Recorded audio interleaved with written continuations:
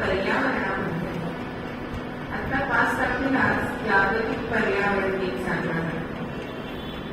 मग आजच्या अभंगामध्ये तुकोबा आपल्याला सांगताय की त्यांच्या काळामध्ये पर्यावरण हा शब्द नसेल कदाचित, पण हा अभंग पर्यावरणाचं महत्व सांगणारच आपल्याला दिसतो. ते म्हणताय, वृक्षवती आम्हा सोयरे हलचले, पक्षी सुसले आढळले. वृक्षवती आम्हा सोयरे आहे, आमचे नातेवाईक आहे, असे तुकोबाला अभंगामध्ये म्हणतात. मग फक्त तुकोबाच म्हणतात ना, आमचे फक्त सावकार आणि सुद्धा वनस्पतींना तेच म्हणतात का? कांदामुळं भाजी आवडली मिठा बाई माझी, असं सावता आणि सुद्धा त्यांचे अनेक अभंग आहेत. ते भाजीपाल्यावरचे अभंग आहेत. बाह्यरुग्णापेक्षा अंतरुणामध्ये बघा असं सांगणारे आमचे चोखो डोंगावरी रस नव्हती डोंगा, असे सांगणारे आमचे तुकोबा अगं भक्तीच्या रसामध्ये उसाचा गोडवा आणतातच ना. म्हणजेच पर्यावरण म्हणजे दुसरं काय होतं. मग या पर्यावरणामध्ये काय काय येतं होतं? हवा येते, आकाश येतं, म्हणजे पंचमहाभूत, त्याच्यामध्ये सरोवर, नद्या, सगळं येतं जग. आता वृक्ष वाढवा असं आपण सगळीकडे पाट्या बघतो, पण परवाच मी वाचलं एके ठिकाणी की वृक्ष नाही लावले तरी चालेल, पण आहेत ते तोडू नका, अशा सूचना लोकांना द्याव्या लागतात. बघा, वनस्पतीचं सुद्धा म्हणजे झाडं परोपकाराने फलंती वृक्षाला असं म्हटलेलं आहे. कारण परोपकारासाठीच या तत्वरांचा जन्म झालेला आहे. या योगीमध्ये ते येतात ते परोपकारासाठी. बघा, स्वतःवरती येणारे फळं म्हणजे एखादं झाड खाताना बघितलंय का? किंवा फुलं येत आहे त्याच्या गजरामधून झाडाने घातलाय असं काही दृश्य बघितलं का आपण? म्हणजेच फळं फुलं सगळ्यांना देणारे असे वृक्ष असतात. बरं, वृक्षाचे आयुर्वेदामध्ये पंचांग सांगितलेली आहे. म्हणजे मूळ आहे, खोड आहे, पान आहे, फळ आहे, फूल आहे, अशा 5 अंगाने हे वृक्ष आपल्याला औषधी म्हणून उपयोगी पडतात. हे पूर्वी आपल्या सगळ्या ऋषींनी सांगून ठेवले म्हणून मध्ये ते आपल्याला कृतीत सुद्धा आणायला सांगितलेलं आहे. बघा, पूर्वी आपण सगळे केळीच्या पानावर जेवत होतो की नाही, आणि केळीच्या पानावर आपण गरम केलं की काही भाताचा जो भाग असतो तो पिवळा होतो बघा. मग ते का होतं? तर त्या पानातलं के जीवनसत्व आपल्याला मिळतं. आज डॉक्टर के जीवनसत्वाचे पुढे आहेत, पण पूर्वसूरीने आपल्याला सांगितलं की आपण आचरणात आणत नाही. बघा, एखादी मुली पटकन दूध आली तर काटे कोकणी नावाची मुली आहे ती आपण लावतो. नंतर फुलं, वनौषधी, पुष्पौषधी सुद्धा अनेक सांगितले. अहो, मांजराचं फूल जाळून त्याची राख जर केली आणि मधात खाली तर डाबल्या खोकल्यासारखा भयानक खोकला सुद्धा बरा होतो. मी काही इथे औषधं सांगायला बसलेली नाहीये, पण हे आपण विसरत चाललोय म्हणून पुन्हा पुन्हा हे आपल्याला सांगावं लागतं. असे हे वृक्ष. पण हे वृक्ष तरी आपले मित्र आहेत, ते आपल्याला मुख्य म्हणजे प्राणवायू देतात, आणि तो प्राणवायू आपल्यासाठी अत्यंत आरोग्यदायी आहे. मग अशा झाडांना जगवायला नको का? मग अशा झाडांना जगवायचं असेल तर काय लागेल? पाणी लागेल. आणि जल हे सुद्धा पर्यावरणाचं मुख्य अंग सांगितलेलं आहे. कारण आपण जलाला जीवन असं म्हणतो. मग या जलाला आपण जीवन म्हणतो, म्हणजेच आपल्या शरीरात सुद्धा जवळजवळ 66% पाण्याचा भाग आहे. पृथ्वी तलावर सुद्धा असाच हा पाण्याचा भाग आहे. आज आपला भारत खरंच भाग्यवान आहे की एवढ्या नद्या आपल्या भारतामध्ये आहेत. पण आपण परदेशात गेलो तर अहो तिथे पेट्रोल स्वस्त आहे नंतर ती शीतपेय स्वस्त आहे, पण पाण्याची बाटली मात्र ही महाग आहे. म्हणजे आपण त्यांच्यापेक्षा जास्त भाग्यवान नाही का? पण आज आपण काय करतोय तर ह्या पर्यावरणाचा ऱ्हास करतोय, प्रदूषित करतोय. आणि ते करू नका असं त्यांच्या मूलतत्वामध्ये तुम्हाला सांगताय. कारण ते आपले सगळे सोयरे आहेत. सगळ्या सोयऱ्यांना आपण आपल्या इतर सांगतो की जसे तुकोबा बंधारा डोंगरावरती जाऊन नामजप करत बसत असतात. मग तिथे पक्षी किलकिलाट करतात, निसर्ग तिथे सुंदर आहे. अनेक संतांची याच्यावरती अभंगरचना सुद्धा आहे. ही किती निसर्ग आपला सुंदर आहे. आपल्या भारतामध्ये वैविध्य आहे हे आपण जाणतो. हिमालयात प्रत्येक ऋतूत गेला तर हिमालय वेगळा दिसतो. असं सृष्टी सौंदर्य आपल्याकडे आहे, पण आपल्याकडे ती जास्त आहे ना, म्हणून आपल्याला त्याची किंमत नाही. मग अशा या जलचक्राची म्हणजे जलाचा स्रोत कुठे असतो? नदीमध्ये असतो. आणि आपण या 10 दिवसात एका नदीची माहिती आणि त्या नदी काठचे संत असे बघणार. म्हणून आज हा मुद्दा आपण निवडलेला आहे. मग हा जो पाणीचे आपल्याला आवश्यक आहे, कारण आपण अन्ना वाचून राहू शकतो, कपड्या वाचून राहू शकतो. आपण झाडाची फळं पण राहू शकतो. कपडे नाही मिळाले तर बरोबर दिसू शकतो, झाडाची पानं आपण लावू शकतो. पण पाणीच नाही मिळालं तर काय मिळू? म्हणून तर पाण्याला जीवन असं म्हटलेलं आहे. म्हणून असं म्हणतात की जल है तो कल है असं म्हटलेलं आहे. म्हणून पाणी अत्यंत महत्वाचं आहे. आणि त्या पाण्यासाठी आपल्याला खेडेगावात आपण बघतो की वणवण फिरायला लागतं बायका. आजही कित्येक गावामध्ये हंड्यावरून भरून पाणी बायका आणत असतात. मग हे पाणी आपण वाचवायला नको का? कारण एका पदामध्ये कधी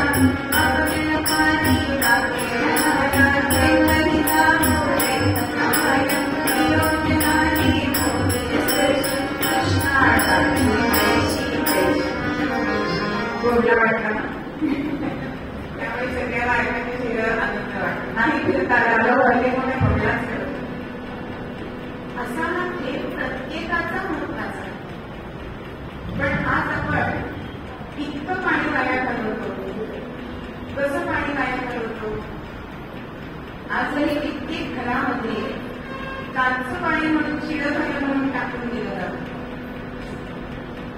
किंवा गाड्या सुद्धा दुधाच्या मोठ्या नळीनी पाणी वाया जातं. आणि एक पाण्यातून वाचत नाहीच, पण प्रदूषण किती करतो? आज निर्माल्य नदीमध्ये सोडला जातो. आज गणपती बाप्पा नॅशनल ऑफ पॅरिसकडे जातात आणि ते विसर्जन करतात. तिथे पाण्यामध्ये गेले जातात. अनेक कंपन्या आपल्याला नको असलेला भाग नद्यांमध्ये सोडतात. म्हणजे असं झालंय की नद्यांना मोकळा श्वास घेता येत नाही. नद्यांमध्ये इतकी जलपर्णी वाढते की ती बागेतली हिरवळ येते काय असं वाटावं, असे आपण पेपरमध्ये फोटो बघतो. मग असं हे प्रदूषण आपण करत असतो. एक मुलगा असतो आणि तो हिल स्टेशनला गेलेला असतो. आणि तिथे हल्ली लोकांना माहिती की गेलं की सेल्फी काढत असतात. आणि तो सेल्फी काढायला लागतो तर मागे त्याला एक बाईक, पण ती बाईक कशी असते हो? तर एका बाजूला सगळा केरकचरा आहे, एका बाजूला सगळ्यांचा अंग झालेला आहे, परत मागे कोणी नाही, पुन्हा सेल्फी काढायला बघतोय, पुन्हा ती बाई दिसते, ही बाई दिसते कोणी नसतो म्हणतोय, भारत माता आहे. आज आपण तिला प्रदूषित करतो. आपण परदेशात नियम पाळतो की स्वच्छतेचे, कारण तिथे मोठा दंड बसतो. पण भारतात आल्यानंतर त्या सगळी आपण का बरं पाळत नाही? म्हणून एक कवयित्री म्हणते,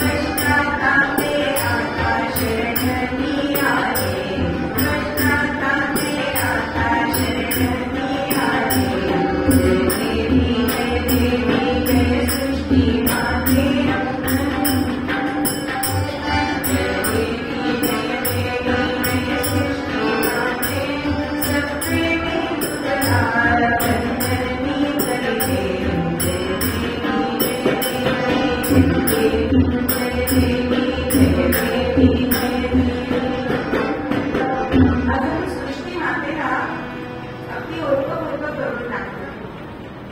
पण आता आपल्याला पश्चाताप व्हायला पाहिजे अशी परिस्थिती येते.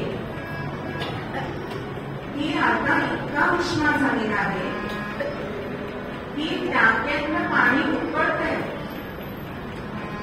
50च्या वरती टेम्परेचर गेलेलं आहे की सगळेजण पर्जन्य लागण्याची वाट बघतायत. आज 7 तारीख म्हणजे पूर्वी 7 तारखेला पाऊस यायचा म्हणजे यायचा आपल्या नक्षत्राला. पण आज आपल्याला वाट बघायची वेळ येते, कारण त्या पर्जन्य राजाला पाणी पिण्यासाठी पाणी हवी, बाष्प होण्यासाठी नद्या तर असायला पाहिजेत ना. आज आपण निसर्गाचं दोहन करीत नाही आहोत, तर शोषण करतो. आता शोषण आणि दोहन याच्यामध्ये काय फरक आहे? तर दोहन म्हणजे आपण गाईचं दूध जेव्हा काढतो तेव्हा असं शास्त्रामध्ये सांगितलेलं आहे की 1 सड वासराचा असतो आणि 3 सड हे आपले असतात. पण आज आपण यंत्राने दूध काढतोय की 40 सडांना यंत्र लावतो. तसं आपण निसर्गाचं सगळं शोषण करतोय, त्याला ओरबाडून काढतोय. खरं म्हणजे आपल्या मानवाच्या सगळ्या गरजा पुरवण्याचं सामर्थ्य या निसर्गामध्ये आहे, पण तुमची काम पुरवण्याचं सामर्थ्य त्याच्यामध्ये आहे. आज दिसेल ते मनुष्य ओरबाडतोय, पण तुकोबा काय सांगताय की नाही गुणदोष आपला येणे सुखे तुझे एकांताचा वास. म्हणून माणसाने एकांतात जायला पाहिजे. पण आज मनुष्य एकांतात जातो म्हणजे नक्की काय करतो? एकांतात म्हणजे खरं चिंतन मनन करायला पाहिजे, आत्मपरीक्षण करायला पाहिजे. पण मनुष्य आधी एकांतात गेलं की मोबाईल घेऊन बसतो, 2 मिनिटाचा रील बघतो आणि 2 तास कधी जातात सगळं. पण येणे सुखे तुझे एकांताचा वास. समर्थ म्हणतात की एकांत गेलो की आपण जसं चार्जरनी बॅटरी चेंज करा, मोबाईल चार्ज करतो, तसं आपलं मन चार्जिंग होतं म्हणतं एकांतामध्ये. आणि म्हणून एकांताचा वास रवी तेथे मन गेला. मग एकांतामध्ये काय असतं? तर आकाश पृथ्वी आसन हे भगवंताने दिलेलं आहे. आणि खरंच हा मनुष्य खरा सुखी आहे की पूर्वीच्या काळी किती आपल्या गरजा कमी होत्या. आज आपली कपाटं वाढत आहेत, पण स्त्रिया आहेत का संतुष्ट? दुसऱ्या पक्षांना ती साडी नेसून झाली म्हणून दुसरी साडी आपण घेतो. आणि हा ग्रस्त कारणासाठी आपण हे सगळं निसर्गातच वापरतो. पूर्वीच्या काळी बायकांना एकच साडी फंक्शनच असायची आणि सगळ्यांनाच ती प्रत्येक कार्यामध्ये असायची. म्हणजे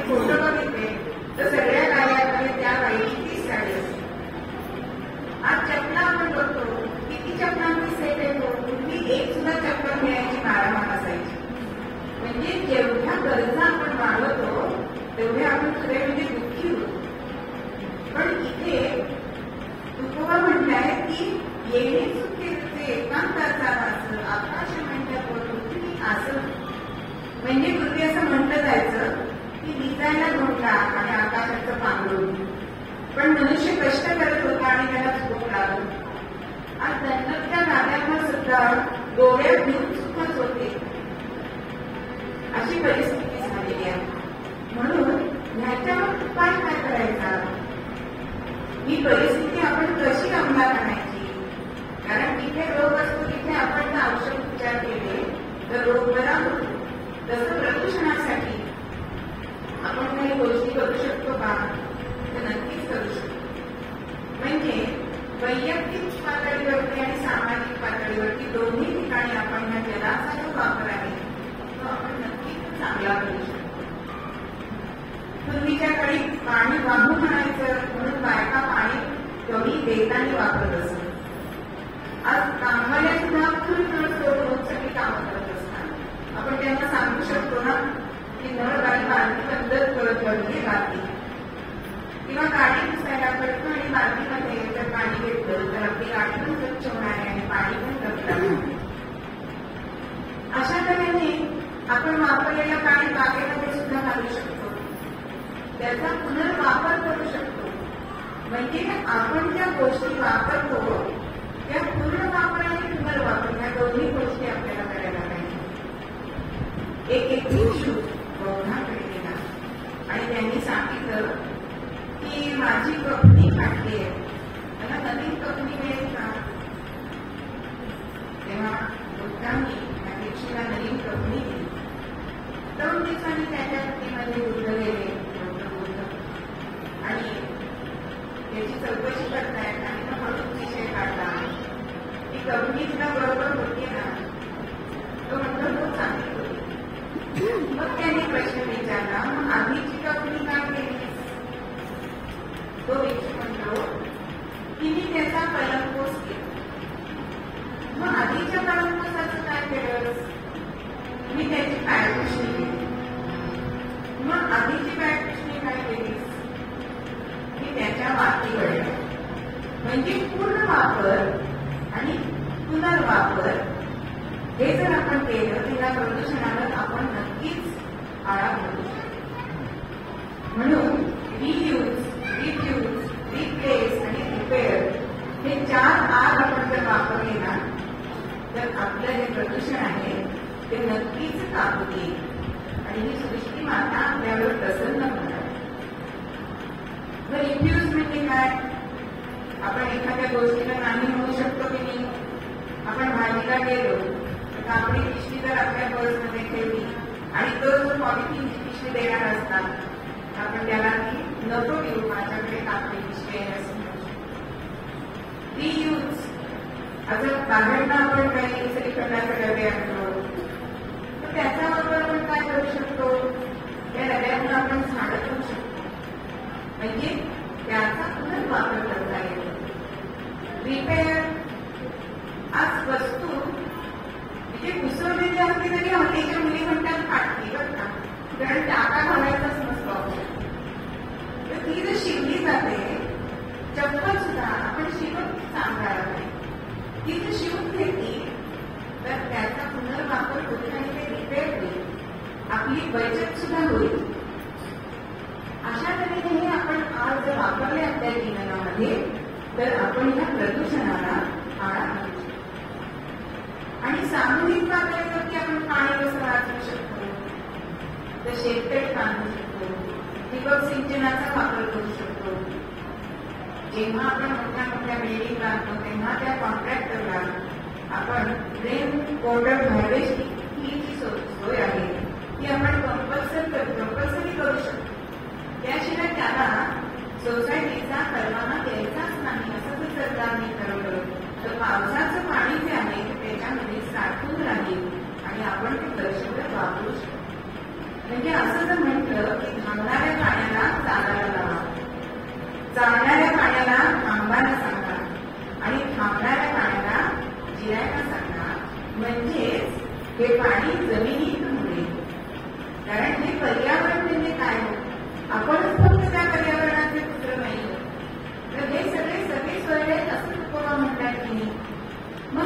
हरिकथा भोजन हे म्हणताना ते काय म्हणताय की हरिकथा हे भोजन सांगितले सत्ताना. पण आपण आज भोजन आणि भजन त्याच्यामध्ये नेहमी सगळेच एकमेकांना सांगतात की आपण भजन कमी करतो आणि भोजन जास्त करतो. भजनाला किती मंडळी असतात आणि भोजनाला किती असतात याचं जर त्रैराशिक आपण मांडलं तर ते गुणोत्तर अगदी व्यस्त येईल. म्हणून हरिकथा भोजन, तर त्याच्यामध्ये तुम्ही कथा म्हणू शकता, भोजन म्हणू शकता, नामस्मरण मोठ्यानं करू शकता. अशा तऱ्हेने सेवू करूनही प्रकार. हरिकथेचे किती प्रकार. आपण एखाद्या पदार्थाचे बटाटा घेतला तर किती पदार्थ करतो. बटाटे वडे करतो, भजी करतो, रस्सा करतो, कितीतरी पदार्थ आपण एकाच पदार्थाचे करतो. तसं संत सांगतात की हरिकथा, हरिकथेचे अनेक प्रकार करून आपण सेवन केले करूया. आणि तुकामुळे होय मनाशी संवाद. आज मनाशी संवाद होत नाहीये म्हणून आपण आज समाधानी नाही.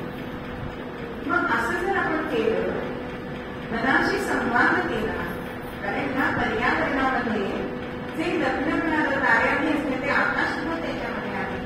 खळखळणाऱ्या नद्या आहेत, त्या पाण्याचा ओलावा धरून वीज रोवणारी भूमी माता आहे.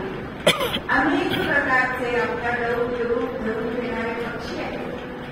हे पक्षी आपल्याला काहीतरी सांगत असतात, त्यांची भाषा आपल्याला समजत नाही, पण ते आपल्याशी संवाद साधत असतात. मग हा संवाद जर आपण नीट ऐकला, म्हणून आपण निसर्गाकडे का भाग होतो. सगळेजण सुट्ट्या काढले की निसर्गामध्ये जातात की नाही. आता हॉटेलमध्ये गेलेलं असतं की घरच्यासारखं जेवण आपण घरी करत असते ना. घरच्यासारखं जेवण असेल ना, घरी जेवण करायला पाहिजे ना तयार. आणि झोमॅटोवर लगेच मागवा ते खा.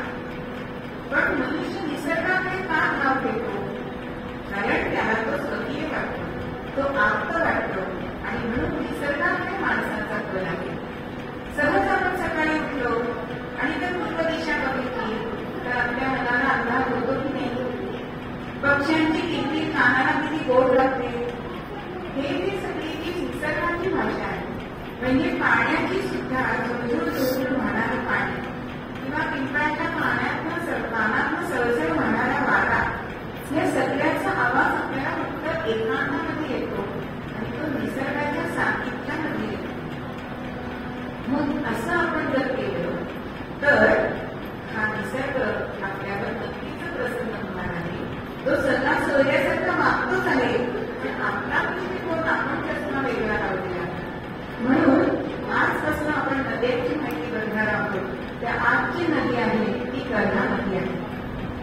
ती मीरा नदीची उपनदी आहे. एकदा युधिष्ठिर महाराज यज्ञ करत होते आणि असं त्यांच्या मनात आलं की हे यज्ञाला ब्रह्मदेव उपस्थित असावे, आणि म्हणून त्यांनी लगेच विमाना आज्ञा केली ब्रह्मदेवांना घेऊन.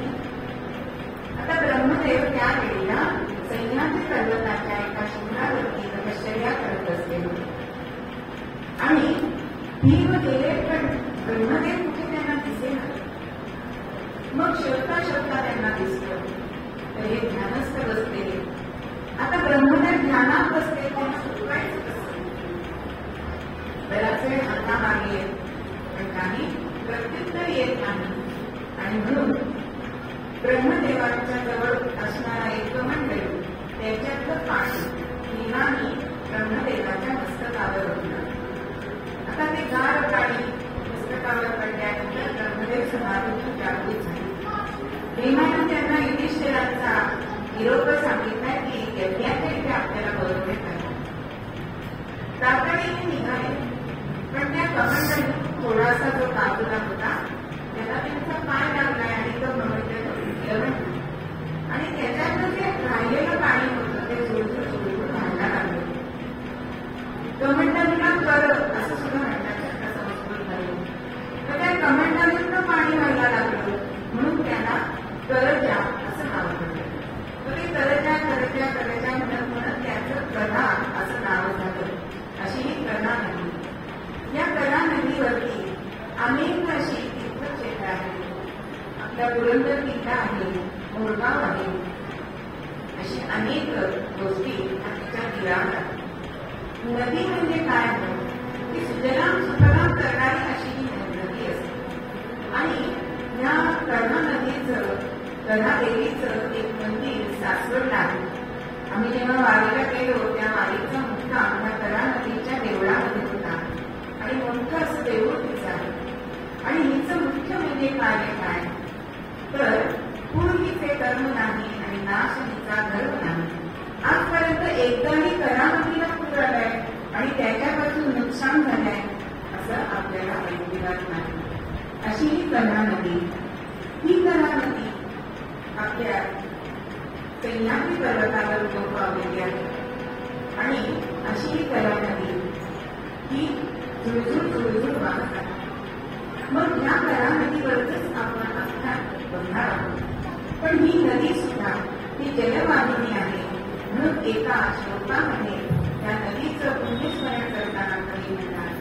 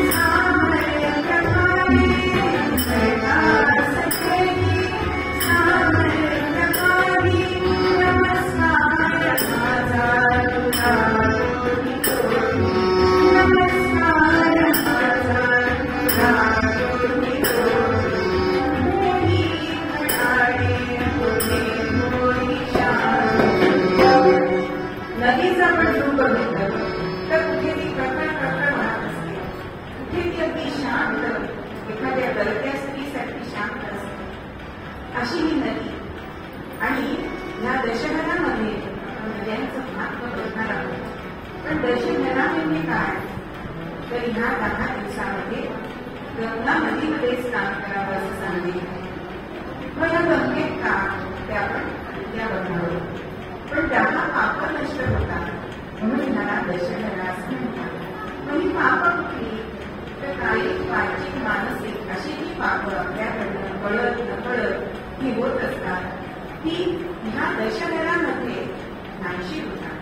मग वाणीची 4 पाप होतात, देहाची 3 पाप होतात आणि मनाने 3 पाप होतात.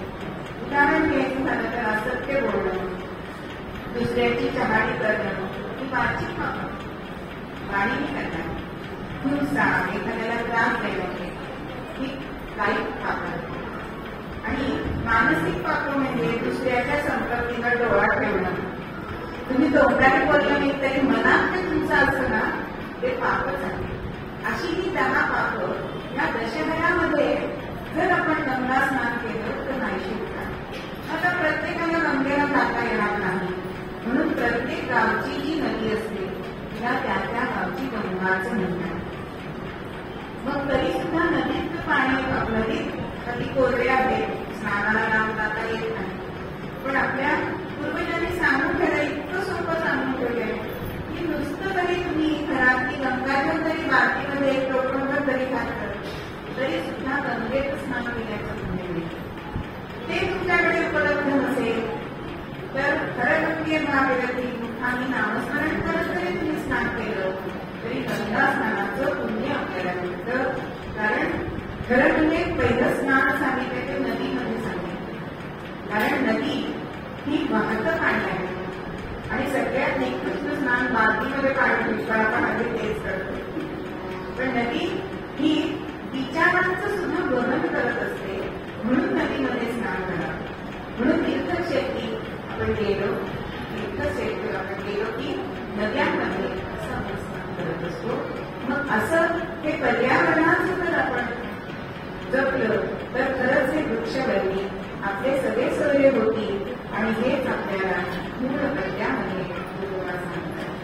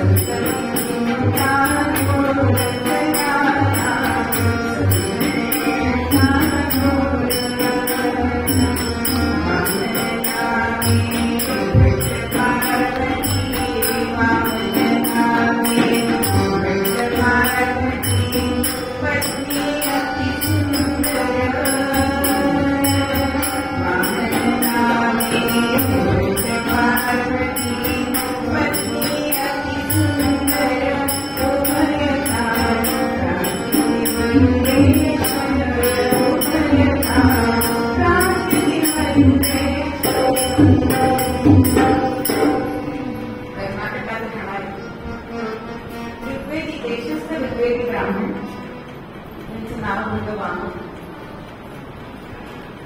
आणि त्यांच्या पत्नीचं नाव होतं पार्वती.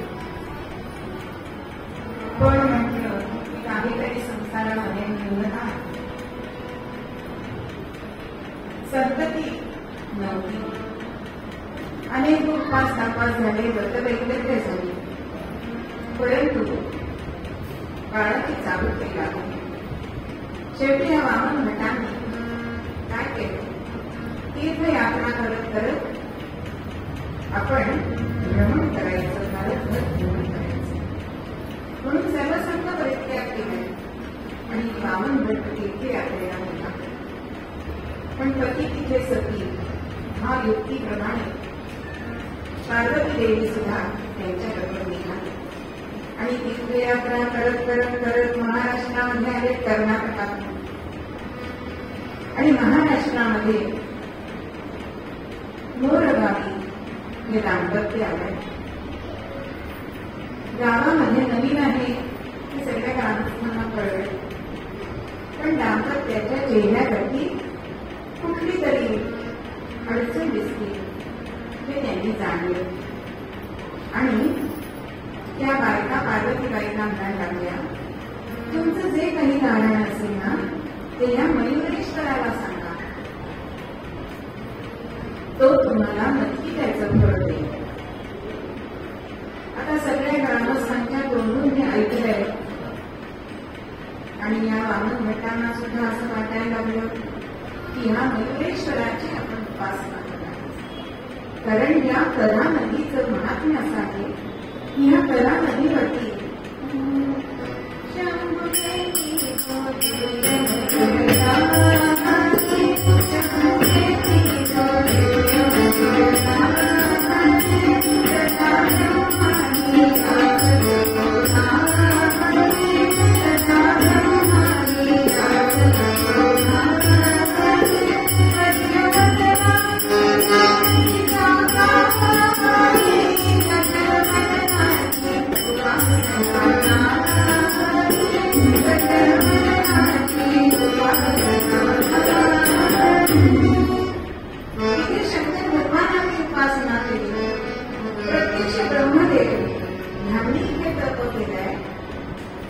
गजरत्नाची उपासना जर आपण केली तर आपल्याला सुद्धा इच्छित आहे. कारण 12 महिन्यापूर्वी खरोखरच अगदी ह्या प्रपंचामध्ये काही सारच नाही, अपत्य नसतं. आणि झालं या वामन भटांनी उपासना करायला सुरुवात केली. पंचपंच वृषकाली उठा, त्याला नदीमध्ये स्नान करावे, देवाची पूजा अर्चा करून मयुरेश्वराच्या मंदिरामध्ये यावं आणि उपासनेला बसावं. मुखाने जप करावा. ओम गणपतये नमः, ओम गणपतये नमः, ओम गणपतये नमः. अशी उपासना चालू होती. वयाच्या 45व्या वर्षी त्यांनी उपासना सुरू केली. आणि उपासना किती वर्ष झाली? 4 कल्प, म्हणजे 48 वर्ष उपासना केली. आज आपण काय करतो, 2 माळा ओढल्या की आम्हाला कधी आमचं फळ मिळेल असं आपलं मत असते. पण या वामन भटांनी आपली उपासना सोडली नाही. आणि गणपतीने दृष्टांत दिलाय की तुला जे हवंय ते तुझ्या नशिबात दिलेलं नाही. गणपती म्हणतोय नाही कोणी तुझ्या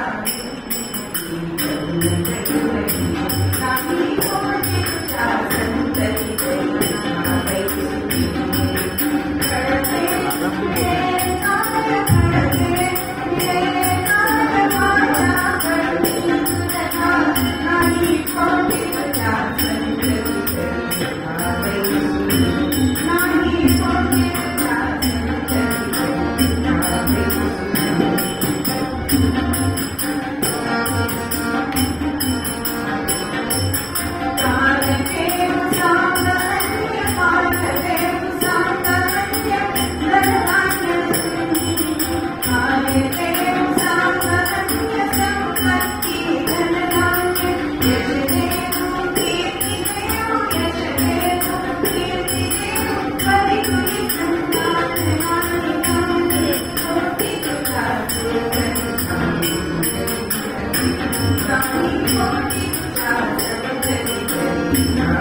तू कितीही तपश्चर्या केलीस तरी तुला कोणी संतान नाही. तुला मी अन्य काय देऊ? संपत्ती देऊ, धन, धान्य, यश देऊ, कीर्ती देऊ, काय देऊ? पण वामन भट्ट म्हणताय, मी माझी उपासना थांबवणार नाही. या जन्मात मला फळ नाही मिळेल, पण पुढच्या जन्मी तरी मला फळ मिळेल. म्हणून गणपतीने सांगून सुद्धा, वेळेश्वरांनी सांगून सुद्धा त्यांनी आपली उपासना सोडली नाही. अशी निष्ठा आपल्या उपासनेवर असायला पाहिजे. आणि काही दिवसांनी पुन्हा वेळेश्वर समोर प्रकट झाले आणि ते सांगताय की तुझं प्रारब्ध मी बदलतो. तुला संतती नाही, पण मीच तुझ्या पोटी अवतार घेतो. आणि गणपतीची ही कृपा मयुरेश्वराची त्यांनी मिळवली. आणि मग पुत्र होण्याची चाहूल त्यांना पार्वती कल्पना आहे.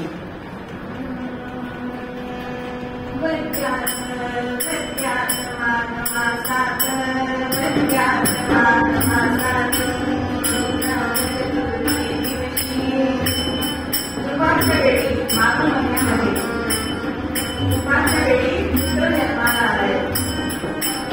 आनंद मागणा गोड, आनंद मागणा गोड, मला विचार होतोय की पुन्हा जन्मीचा आमच्याकडे भाग्य पडलंय असं दोघांच्या मनामध्ये येत आहे. आणि कौतुकाने हा मुलगा झालेला रेवती नक्षत्रावर 1375 साली हा मुलगा पोटी झालाय. वय किती होतं? 48 अधिक 45. एवढ्या वयाला त्यांना मुलगा झालाय. आणि मयुरेश्वराचा प्रसाद म्हणून मुलाचं नाव मोरया असं ठेवलंय. आता कळलं असेल कोणत्या संतांचं मी नाव लावते. मासा मुलगा वाढायला चांगला लागलाय, पण एक गंडांतर आलाय आणि मोठा ताप त्या मुलाला आलाय. पण एक योगी त्या गावामध्ये आले आणि त्या मुलाकडे बघताय आणि विचारताय का एवढ्याच अजून कार्य बाकी आहे. म्हणून आपल्या जोडीची एक उडी लावली आहे आणि ते गंडांतर कळलंय. होता होता हा मोरया 8 वर्षाचा झाला आणि मोठ्या हौसेने वामन भट आणि पार्वती मातेने त्यांचा व्रतबंध करून दिला. मयुरेश्वराचा प्रसादाने हा झालेला मुलगा मोरया. आणि असं सांगितलं जातं, अहो मृत्यू होता क्षणी मुमुक्षुत्वाची आस त्यांना लागली. आणि असं आपण जे आता अष्टविनायक यात्रा करतो ना, त्याचे मूळ हे मोरया आहेत. त्यांनी पहिली अष्टविनायकाची यात्रा केली आहे. होता होता ही अष्टविनायकाची यात्रा या मुलाची पूर्ण झाली, पण मनाला समाधान नाही. कोणीतरी सद्गुरू लाभला पाहिजे. आणि मग एक गावामध्ये योगीराज आले.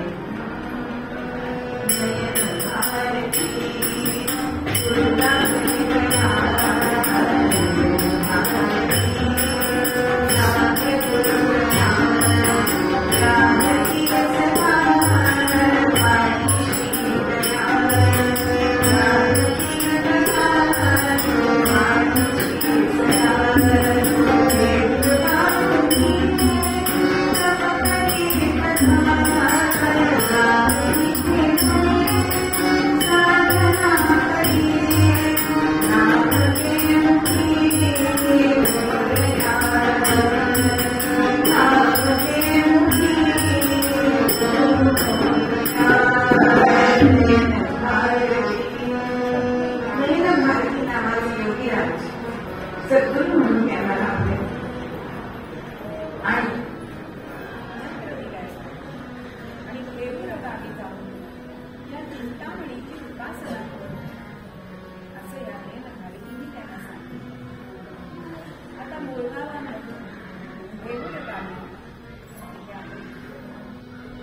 आणि चिंतामणीच्या समोर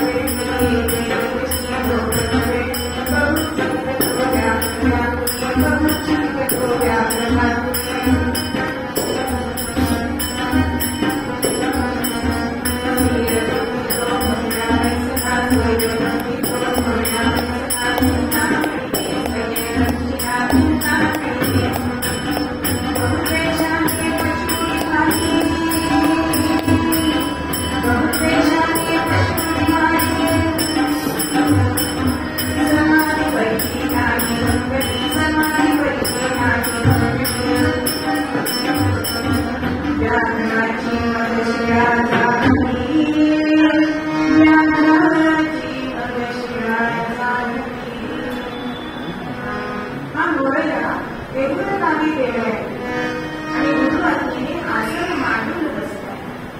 मनामध्ये चिंतामणीला स्पंदन, नासाची दृष्टी लावली. अहो, एक दिवस नाही, 2 दिवस नाही, 43 दिवस या समाधीमध्ये हा मोरया होता. आणि त्याच वेळेला एक बहुमुखीने असा व्याघ्र त्यांना खायला मिळाला. पण समाधीमधनं त्यांची समाधी भंगली नाही बरं मोरयाची. आणि जेव्हा आपला भक्त संकटात दिसतो पण तो आपलं कार्य करतो असं म्हटल्यानंतर भगवंत तिथे प्रकट होतो. चिंतामणीने स्वयं वर्षिला असं सांगितलं. म्हणजे द्वेषाने तिथे उडी तरी घातले पण तरी सुद्धा मोरयाची समाधी भंगली नाहीये बरं. आणि चिंतामणीने रक्षण म्हणजे काय केलंय तर त्या वाघाची तिथे तो दगडाचा शिडेचा झाला. आता 42 दिवस ही उपासना झाली आणि चिंतामणी तिथे प्रकट झाला. म्हणजे मोरयाच्या मनामध्ये जो चिंतामणी होता तो आता प्रत्यक्ष जन्मलक्ष्मी तो दिसायला लागला. आणि मोरयाला तो म्हणतो चिंतामणी तिथला जे काही हवं असेल ते मागून, पण मागायचं काहीच नव्हतं. सामान्य मनुष्य यादी करत नेतात भगवंताकडे गुरुकडे, पण खरे साधक खरे उपासक त्यांना काहीही नको असतं. एक त्या भक्तीच्या शिवाय त्यांना काहीही नको असतं. आणि खरोखरच त्या चिंतामणीची या मोरयाने स्तुती केली आणि कृपा प्रसाद त्याच्याकडून. आता या मोरया गोस्वामी असं झाले किंवा काही ठिकाणी त्यांना गोसावी तो म्हणजे इंद्रियांवर ताबा असणारे असे हे मोरया गोस्वामी. प्रत्यक्ष दुर्वेश्वराचा अवतार अशा या मोरयांची चिंतामणीची मोरयांना कृपा प्रसाद मिळाल्या. आणि मग वाद्यासाठी ग्रांथमध्ये सुखानी मोरया मोरया मोरया नामस्मरण चालू आहे. आता लोक विचारायला येत आहेत, आम्हाला आमची गंध जमत नाहीये, आम्ही व्यवसाय करतो त्याच्यामध्ये बरोबर नाहीये आणि ह्या मोरयांनी काही चांगला उपाय आणि तो खरा हवा. आता होता होता लोकांना असं वाटायला लागलं की हाच मोरया आहे. प्रत्यक्ष गणेश आहे पण ह्याच्यामध्ये महिला काय लागलं. स्वतःची उपासना होई नाहीशी झाली, आत्मचिंतन होई नाहीसं झालं. आणि मग ते तिथून ते निघाले ते कुठे आले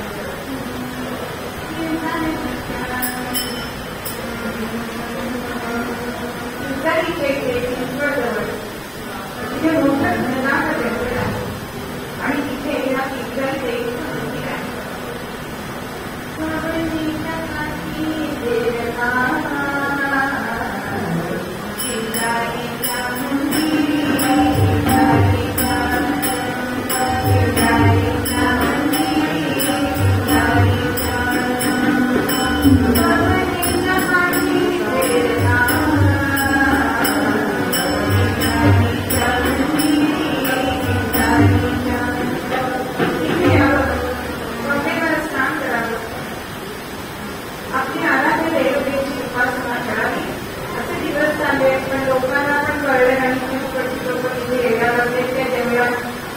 शेवटी चिंचवडकरांनी काय केलं, एक ग्रामसभा घेतली आणि त्या ग्रामसभेत असं ठरवलं की यांना आपण करून घ्यायला.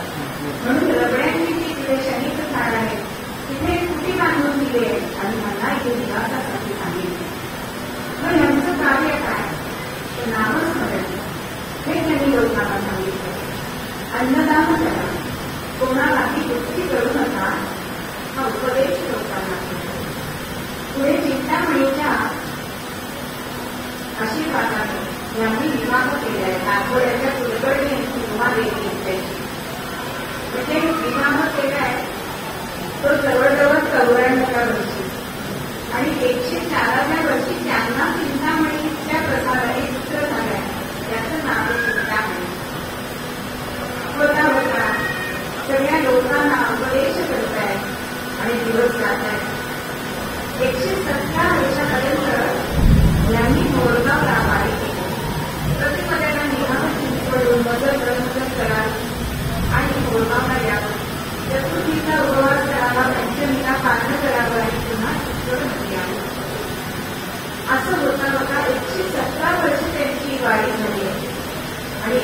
दिवस वारीला गेल्यानंतर वय थकलंय आणि मंदिरामध्ये पोहोचायला उशीर झालाय.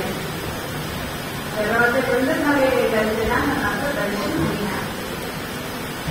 मनात चिन्ह झाले. पण गणेशांनी मयुरांनी महिमेश्वरांनी दृष्टांत दिलाय की आता तिथे येऊ नको, मी तुझ्याबरोबर येतो.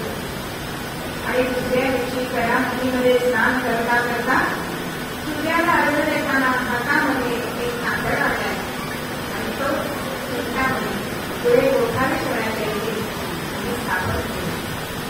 आणि त्यावेळी आकाशवाणीमध्ये की मी तुझ्यावरती इतका प्रसन्न आहे की माझा जयजयकार करता करता लोक तुझं सुद्धा नामस्मरण करतील. म्हणून तेव्हापासून मंगलमूर्ती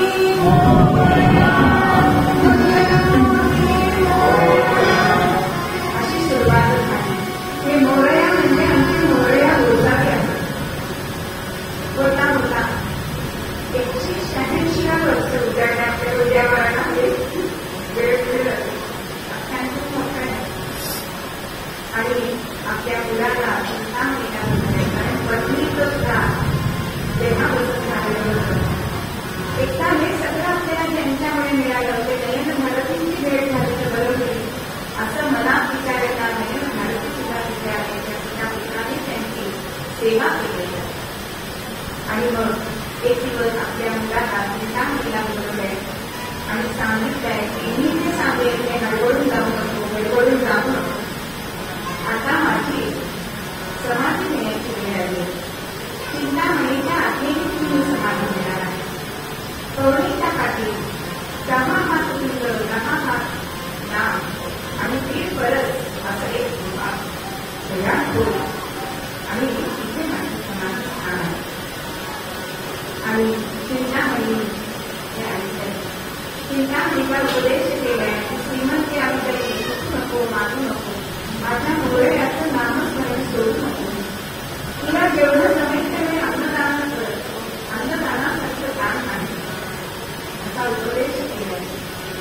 आणि मार्गशीर्ष षष्टीला तो दिवस त्यांनी निवडला. होता होता सगळ्या माणसांनाही काढता कळले.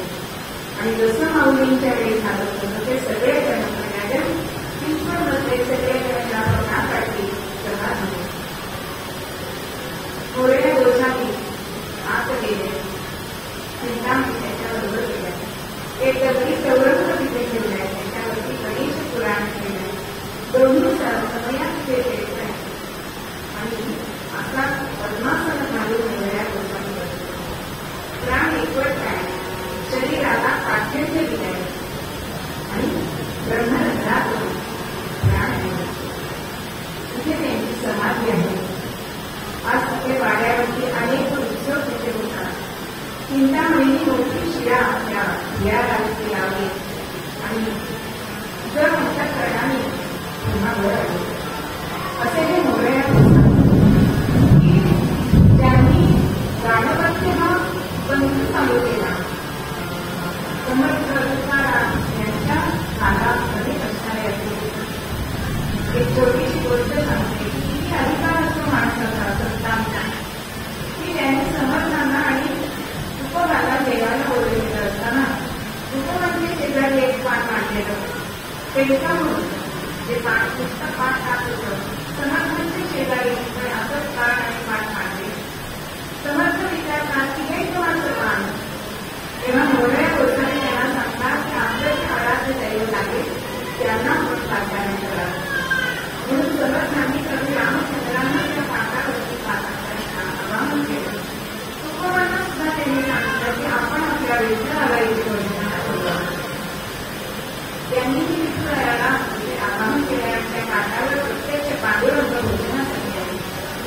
आता या दोघांनी ह्यांना सांगितले की तुमच्या शेजारी रिकामं पान नाही, तुम्ही पण आपल्या आराध्य दैवताला बोलवा, आवाहन करा.